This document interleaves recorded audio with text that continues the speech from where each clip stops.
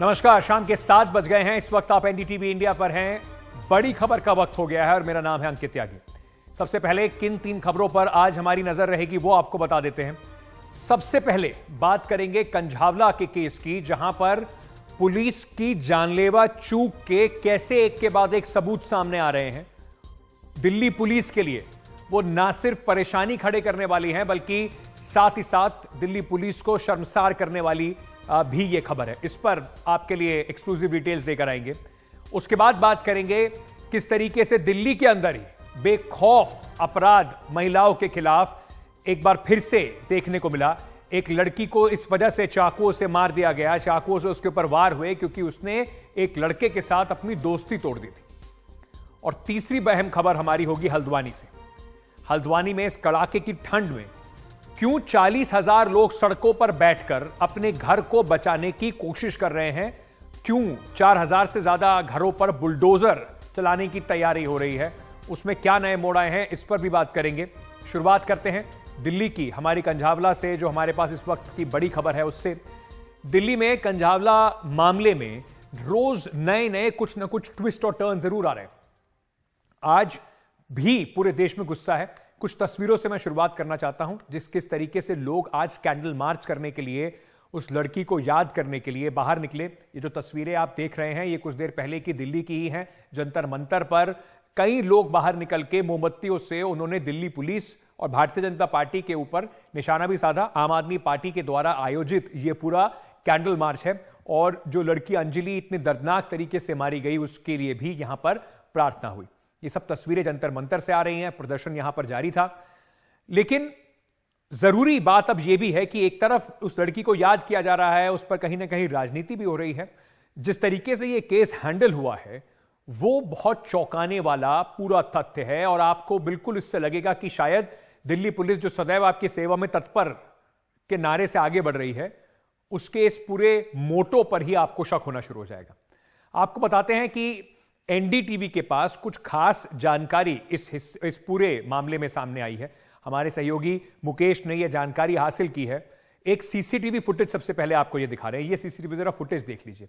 यह CCTV footage सामने आया है जिसमें लड़की जिस कार से घिसटती जा रही है, उसी रास्ते पर उसी समय सड़कों पर दिल्ली पुलिस की ये जो पीसीआर वैन है, ये घूमती दिखाई पड़ रही है।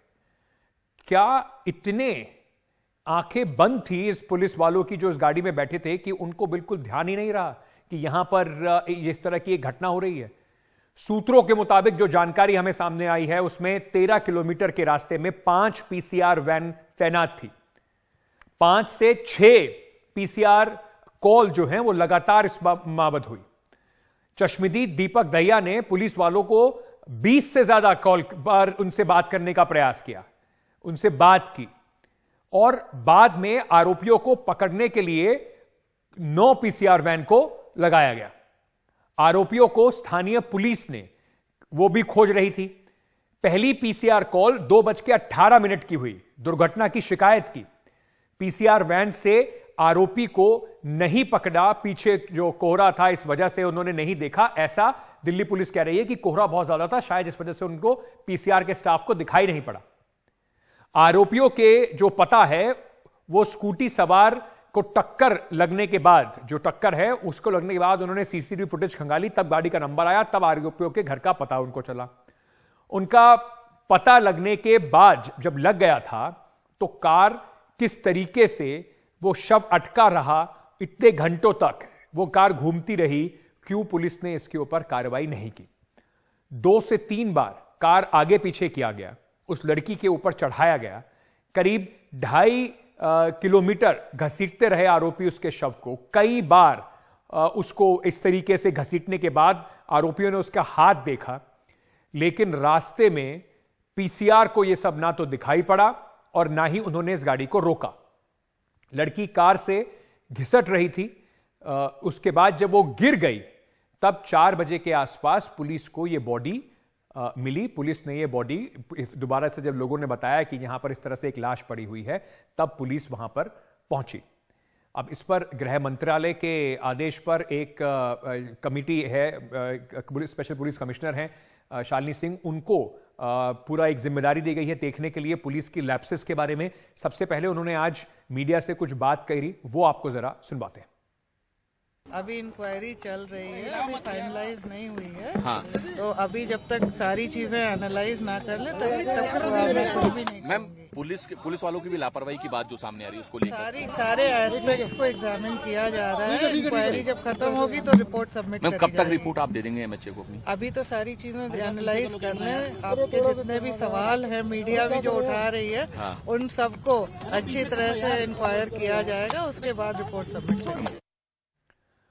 मेरे सहयोगी मुकेश इस वक्त हमारे साथ जुड़ रहे हैं, लगातार इस खबर पर नजर बनाए हुए हैं। ये सीसीटीवी फुटेज और सारी जानकारी निकाल के ला रहे हैं। मुकेश, बहुत परेशान करने वाली बात यह भी है कि उस दिन दिल्ली पुलिस ने दावे बहुत बड़े बड़े किए थे कि दिल्ली के अंदर बड़ी सुरक्षा के चाक चौबंद इंतजाम रहेंगे, 18,000 से ज्यादा पुलिस वालों को सड़कों पर लगाया जाएगा, पिकेटिंग होगी, पीसीआर की वैन रहेंगी।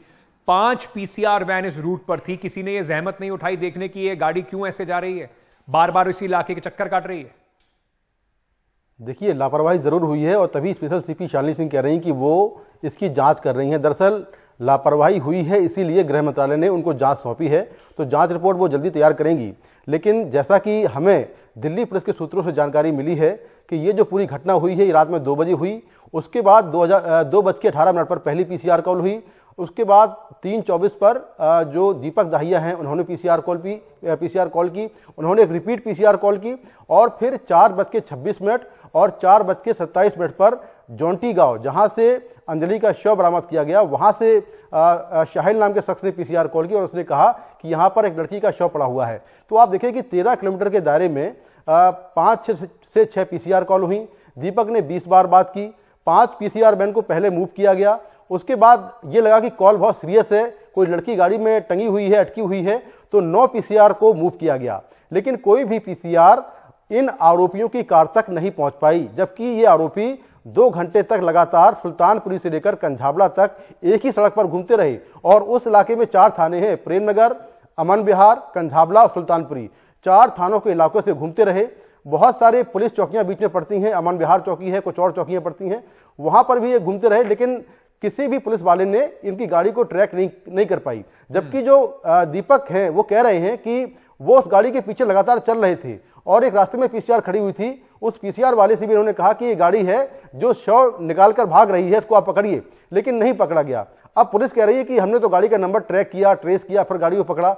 लेकिन जबकि जो इसमें आई विटनेस दीपक हैं वो पहले ही कह चुके हैं कि वो लगातार पीसीआर कॉल के जरिए गाड़ी का नंबर, उसका हुलिया, उसका नाम बता रहे थे। मुकेश, बहुत बहुत शुक्रिया हमारे साथ जुड़ने के लिए, हमें सब जानकारी देने के लिए। मुकेश लगातार इस पर नजर बनाए हुए हैं। एक अहम आज और जो इस मामले में से जुड़ी हुई अपडेट आई वो थी पोस्टमार्टम रिपोर्ट, और फाइनल पोस्टमार्टम रिपोर्ट आई है। उसके मुताबिक किस तरीके से लड़की के शरीर पर 40 से ज्यादा चोट पाए गए।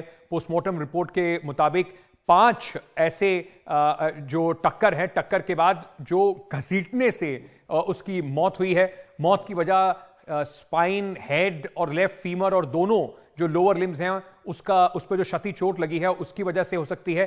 काफी दर्दनाक मौत इस लड़की की 20 साल की लड़की थी, इसकी मौत हुई। अब एक इसमें लड़की की जो सहेली है वो भी सामने आई, उसने भी अपनी अलग अलग तरह की बातें कही हैं। लेकिन इन सब बातों पे आने से पहले मैं इस वक्त सीधे जाना चाहता हूं, हमारे साथ जुड़ रहे हैं इस मौके पर दीपक हैं। दीपक जो आई विटनेस हैं, शुरुआत में ही इन्होंने पुलिस को लगातार खबर की थी। और आभा सिंह जी जुड़ रही हैं हमारे साथ, वरिष्ठ वकील हैं। आभा जी, मेरा एक सीधा सीधा सवाल ये है, क्योंकि एक आई विटनेसेस की बात भी जब कर रहे थे, उनसे भी जब बात हो रही थी, तो मैं सबसे पहले आपसे ही ये बात पूछना चाहता हूं। 304A शुरुआत में लगाया, 304 बाद में दबाव में लगाया, क्या ये 302 का मुकदमा इनके ऊपर नहीं लगना चाहिए, जब ये कहा जा रहा है कि बार बार इन्हें पता था कि इनकी गाड़ी के नीचे एक लड़की है, इनको पता था कि कोई किसी का हाथ इनको दिखाई पड़ रहा है, उसके बावजूद भी ये घिसटते हुए उस लड़की को आगे ले गए। पुलिस की नाकामियों पर बाद में आएंगे, क्या ये 302 का मुकदमा नहीं बनता है?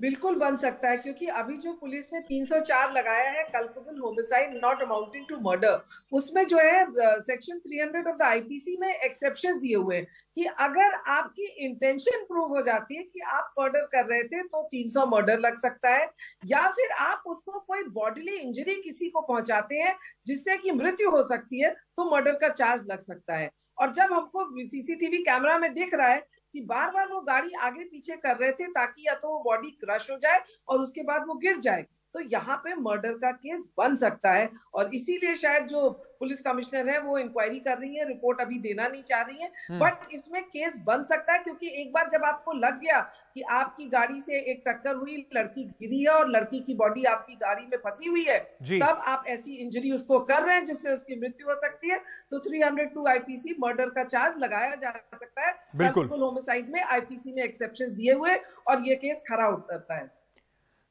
दीपक, आपसे मेरी पहले भी बात हुई थी, आप बता रहे थे किस तरीके से आपने कितनी बार पुलिस को बताने की कोशिश की, आपसे पहले भी पुलिस के पास एक्सीडेंट की पीसीआर को कॉल भी गई थी।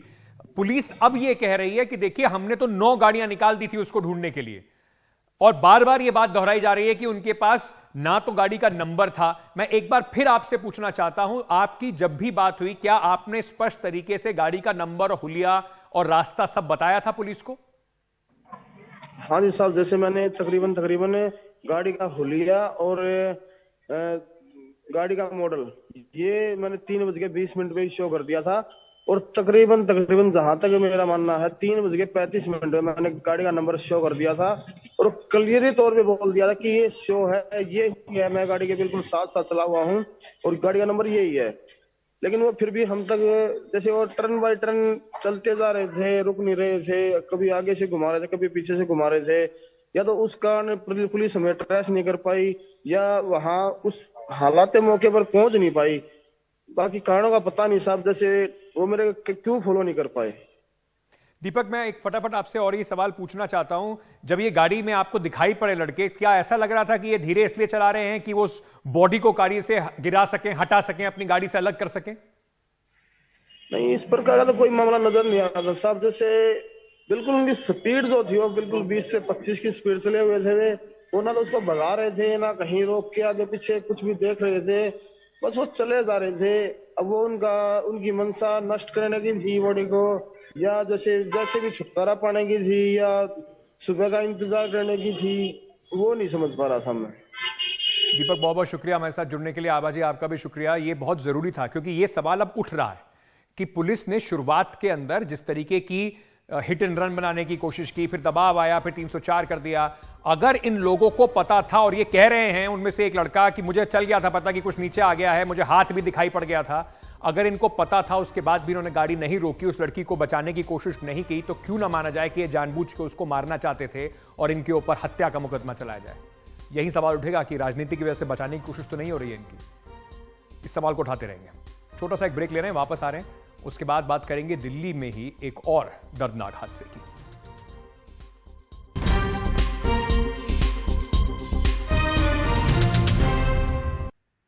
कंझावला केस को सिर्फ एक एक्सीडेंट मान भी अगर लिया जाए, जिसमें कोई लड़का या लड़की कोई भी इस हादसे का शिकार हो सकते थे, इसकी चपेट में आ सकते थे, लेकिन राजधानी दिल्ली लड़कियों के लिए कितनी असुरक्षित है, ये एक और हादसे से उसकी पोल खुलती नजर आती है।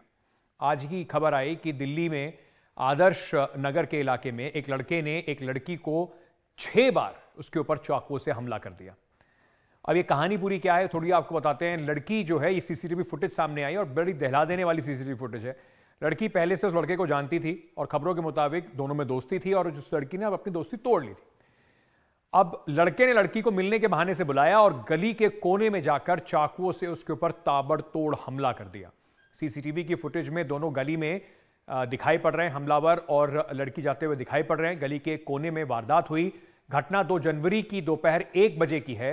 घायल युवती बाबू जगजीवन राम अस्पताल में भर्ती है और उसकी हालत गंभीर बताई जा रही है। सिर्फ 21 साल की ये लड़की केवल पार्क एक्सटेंशन में रहती है और दिल्ली यूनिवर्सिटी से BA की पढ़ाई कर रही है।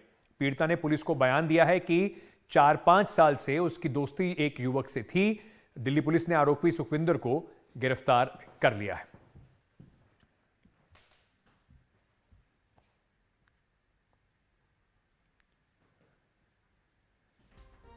ये सीसीटीवी फुटेज जो है वो आपको ये भी बताती है कि कहीं ना कहीं ये तो बिल्कुल कहा जा सकता है कि अरे किसी ने अगर किसी कोने में किसी के साथ कुछ कर दिया तो पुलिस क्या करे, लेकिन पुलिस का दिल्ली के अंदर कितना खौफ है, अपराधी अपराध करने से पहले सोचते नहीं है, ये भी इन फुटेज से और जो 31 तारीख की घटना हुई जिसमें अंजलि मारी गई उससे साबित होता है।